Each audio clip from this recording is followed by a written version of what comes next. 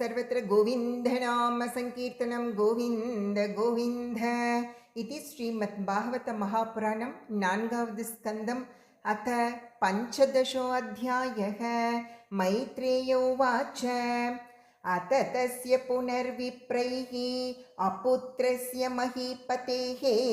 बाहुभ्यां मध्यमानाभ्यां मिथुनं समपद्यत तद्दृष्ट्वा मिथुनं जातं ऋषयो ब्रह्मवादिनः ऊचुः परमसन्तुष्टा विदित्वा भगवत्कलां ऋषय ऊचुः एष विष्णुर्भगवतः कला भुवनपालिनी इयं च लक्ष्म्या सम्भूतिः पुरुषस्यानपायिनी अयं तु प्रथमो राज्ञां पुमान् प्रतयिता यशः पृथुर्नाम महाराजो भविष्यति पृथुश्रवाः। जय भोलो पृथु महाराज की जय। इयं च सुधती देवी गुणभूषणभूषणा अर्चिर्नाम वरारोहा पृथुं येवावरुन्धति एष साक्षाद् हरेरंशो जातो लोकरिरक्षया इयं च तत्परा हि श्रीः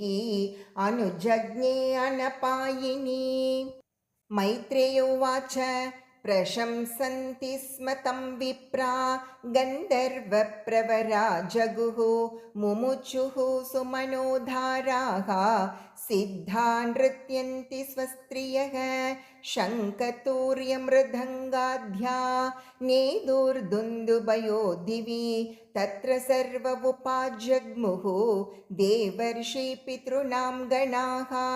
ब्रह्मा जगद्गुरुर्देवैः सहाश्रुत्य सुरेश्वरैः वैन्यस्य दक्षिणे हस्ते दृष्ट्वा चिह्नं गदाभृतः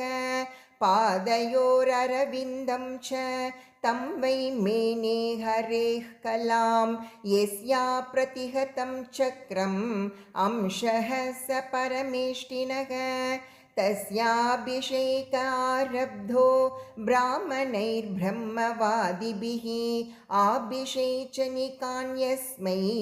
आजगृः सर्वतो जनाः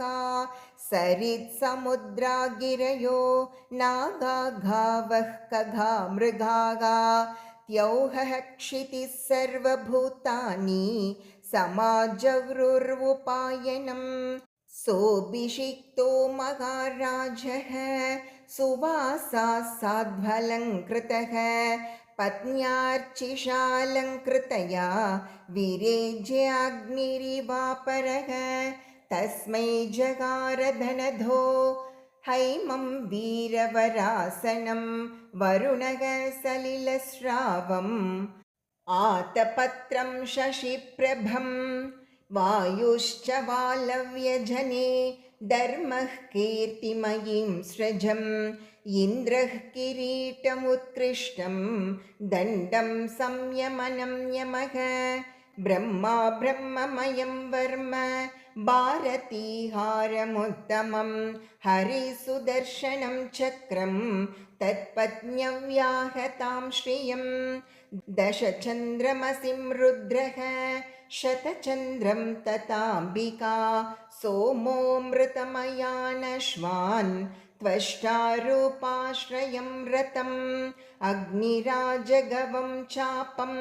सूर्यो रश्मिमया निशून् भुः पादुके योगमयो द्यौः पुष्पावलिमन्वहम् नाट्यं सुगीतं वाधित्रम् अन्तर्धानं च केचराः ऋषयश्चाशिषः सत्याः समुद्रः शङ्खमात्मजं सिन्धवः पर्वता नद्यो रथवीतिर्महात्मनः सूतोत्तमागधो वन्दी तं स्तोतुम् उपतस्तिरे स्तावकान् स्थानभिप्रीत्य पृथुर्वैन्यः प्रतापवान् मेघनिर्ह्रादया वाचा प्रहसन्निदमब्रवीत् पृथुरुवाच बोसूत हेमागदसौम्यवन्धिन् लोके धुना स्पष्टगुणस्य मे स्यात् किमाश्रयो मेस्तव एष योज्यतां मामय्य भुवन् वितता गिरो वः तस्मात् परोक्षे स्मधुपश्रुतान्यलं करिष्यत स्तोत्रमपि च वाचः सत्युत्तमश्लोकगुणानुवादे जुगुप्सितं न स्तवयन्ति सभ्याः महद्गुणानात्मनि कर्तुम् ईशः कः स्तावैकस्तावयते सतोऽपि ते स्या भविष्यन् इति विप्रलब्धो जनावहासं कुमतिर्न वेद प्रभवो ह्यात्मनस्तोत्रं जुगुप्सन्त्यपि विश्रुताः ह्रीमन्तः परमोदाराः पौरुषं वा विगर्हितं वयं त्वविदिता लोके सूताध्यापि वरिमभिः कर्मभिः कथमात्मानं गापयिष्याम भालवते सर्वत्र गोविन्दनाम संकीर्तनं गोविन्द गोविन्द इति श्रीमद्भागवते